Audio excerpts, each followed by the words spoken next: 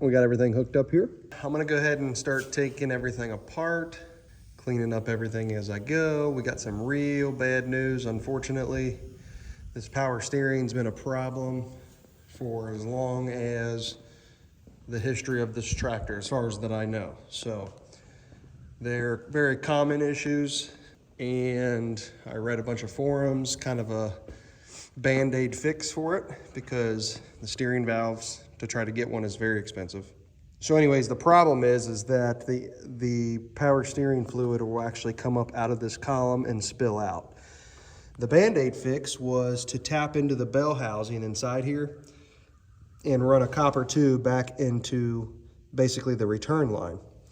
The theory is that any of the excess fluid that's coming up will then get sucked in to this return line. Well, something is wrong, or it just doesn't work, and it's still coming out the top, unfortunately. Very depressing, because it's a huge pain in the rear to try to get that dash off.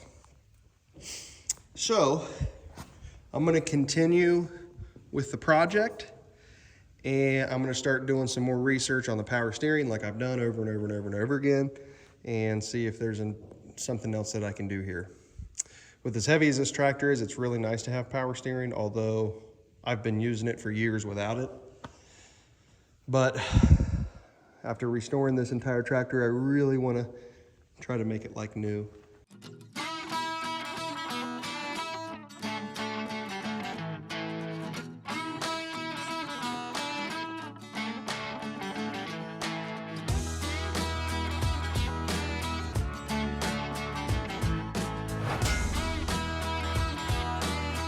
Okay, I just wanted to give a little bit of an update. My phone died, so I didn't record any of this, but got the bucket off.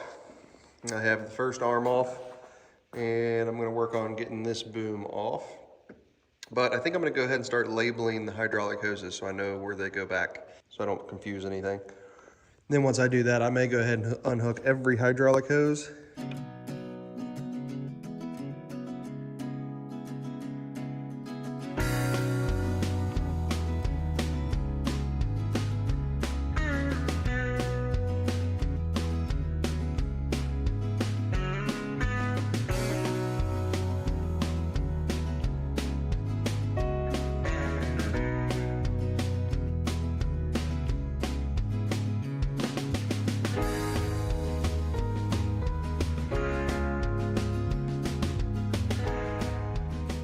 I got everything taken apart for the most part.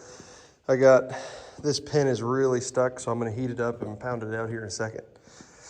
But got most of this done. I'm going to test this out, and if there's any wiggle room, I'm going to take that out and see if I can tighten it up, but it seems pretty tight. Got to clean all this up, give it a nice paint job. But here's all the parts. Tons of pins.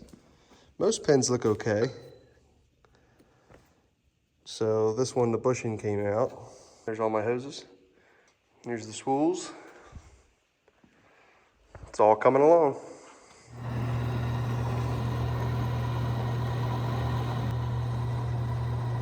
So I'm going to attempt to make this.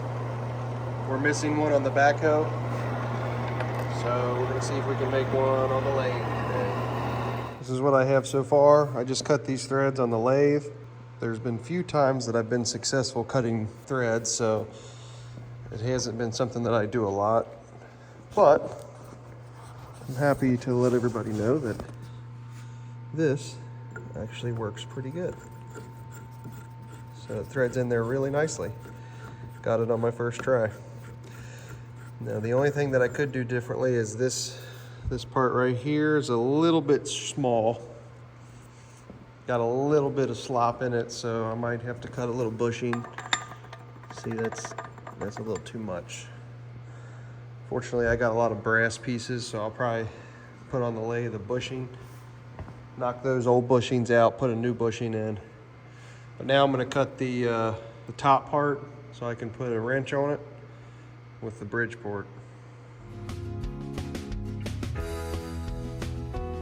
Okay, I'm pretty happy about this. I'm still new to learning how to use the lathe and everything, but I built this bolt here because we were missing this one out of the bottom of one of the cylinders. I'm pretty thrilled with what I've got done here. This is pretty amateur, I think, compared to what most machinists can do, but all this stuff's new to me, so this threads right into here.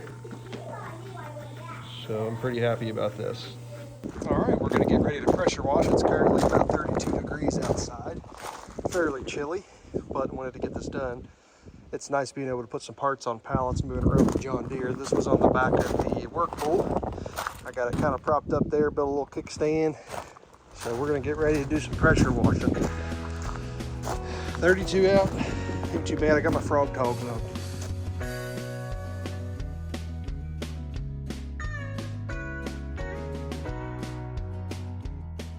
But anyways, as you can see here, it snowed. Around here, people call that a snow squall. I hate that word, squall. Who come up with that? This is, to me, it just snowed. But it did kind of come out of nowhere. I swear, when I was taking this stuff out, it was sunny out. And I already see blue skies back here. So, but we're going to keep going because my wife has the kids. And this is a good time for me to kind of get this stuff done. So. Okay, so we're working on the backhoe right now. One of the things that I wanted to do before I repainted it is to kind of refabricate the controls for the outriggers or for the supports for the backhoe. Before they were foot pedals, as you can see here. It actually went across the floor base, and the very first time I got on the backhoe, I stepped on it and it almost threw me off. So I wanted to put hand controls up on the main column up here with the other controls. So basically I took the foot control stuff apart. Oops. It had these 3/4 inch blocks holding the supports for the foot pedals. So basically there was a lot of linkages that was involved to be able to pull up the spools for the hydraulics. So I took that stuff apart as well. So what we're going to do, basically use the components that we got here to rebuild it and make some hand controls. So my idea here, basically use one of the blocks, put it on here like so, put that on here, put this on here. So this will actually bolt on the inside of this right here, right above my spools. And I'll have some linkages down from here to there.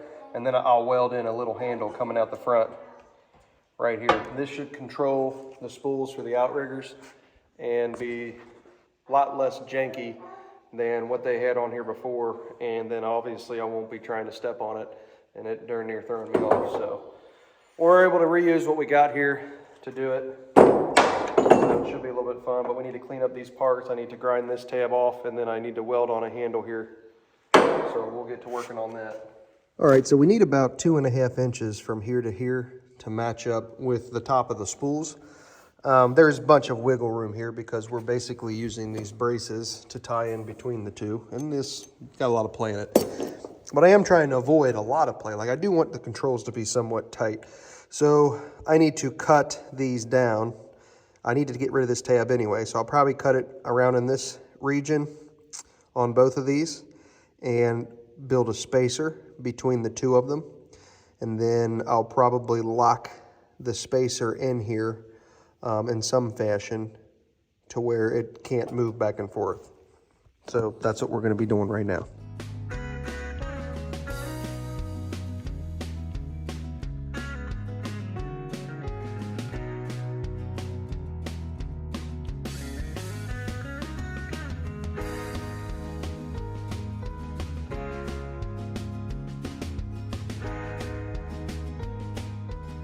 This is what I have. So I got the proper distance here.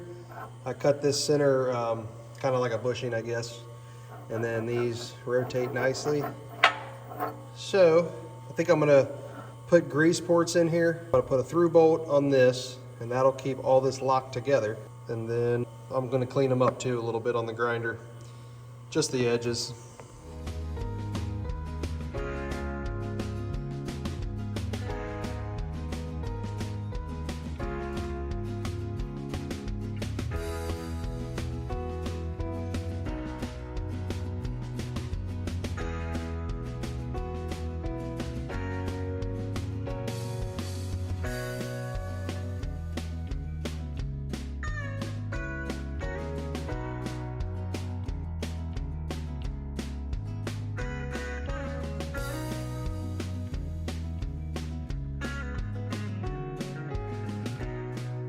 All right, we're gonna put all this together, make sure everything fits before we go any further.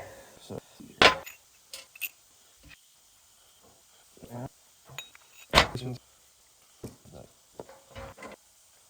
You can buy a kit of grease fittings off Amazon for pretty cheap. I can put the link in the description below. I like to have a handful of them around here because you never know when you need to replace one. We've got a bunch of farm equipment. It's pretty often, believe it or not. There. So these will rotate like that. These will be stationary. You can see the bolts. They'll bolt up against this here. Had to drill a hole for these pins to fit through, so they're nice and snug. So the way that'll look is these links will actually tie right into them, just like so here, like that.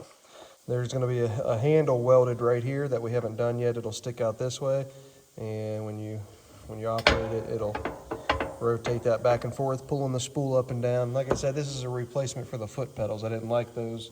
So everything looks good here. I think we'll go ahead and start preparing to get some handles on there, and we also got to cut the steel right here so the handles can go up through.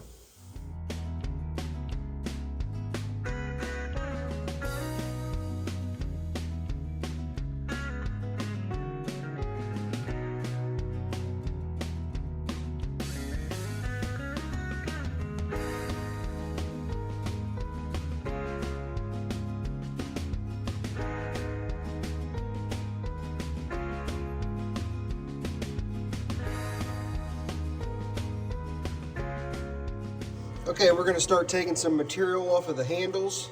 These are the handles for the outriggers on the backhoe. This is out of 1/2-inch stock. The top of it I want to be threaded, that way I can build little knobs for them, and I should be able to thread them right on there. So I think we're going to do about a 3/8 inch thread, but I got to take this down a little bit. This is 1/2 inch. We need to take it down closer to 3/8. So I'm going to start removing some material here. Just drop down a little bit.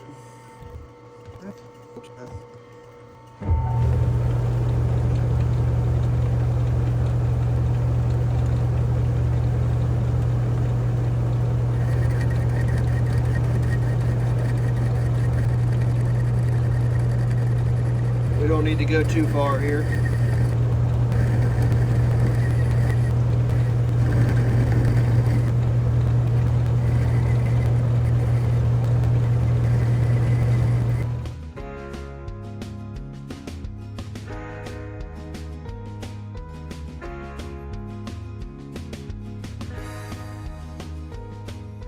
All right, so we're about to thread this. So this gauge tells me that it's a 16. So I'm gonna come here, find 16, which is right here.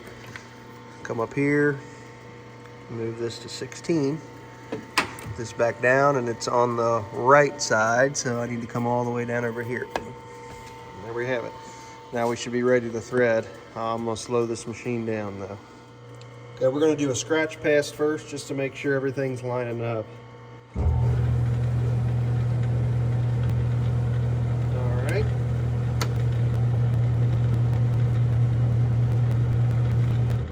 Okay, that looks pretty good. So start cutting some threads here.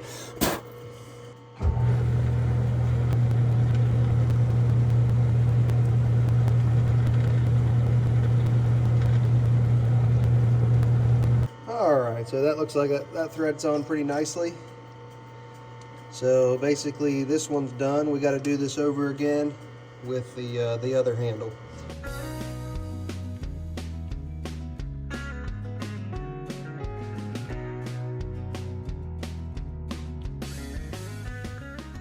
All right, so we got some beautiful threading here. I try to thread on the lathe when I can, just for practice. These look pretty good. So like I said, this is gonna be like a some sort of handle that I'm gonna cut down on the lathe. And these are the handles that's gonna attach to the spools for the outrigger. So now I need to kind of get everything set up and then figure out how I wanna bend these. I'm gonna have to heat them and bend them and then cut them and then weld them. Okay, I got my welder set up. Here's my handles that I cut down. I don't think I'm gonna have to put any kind of a bend into them. So I'm gonna get ready to tack weld them in place, and then I'll take everything apart and finish welding them up. I think this is gonna work out nicely.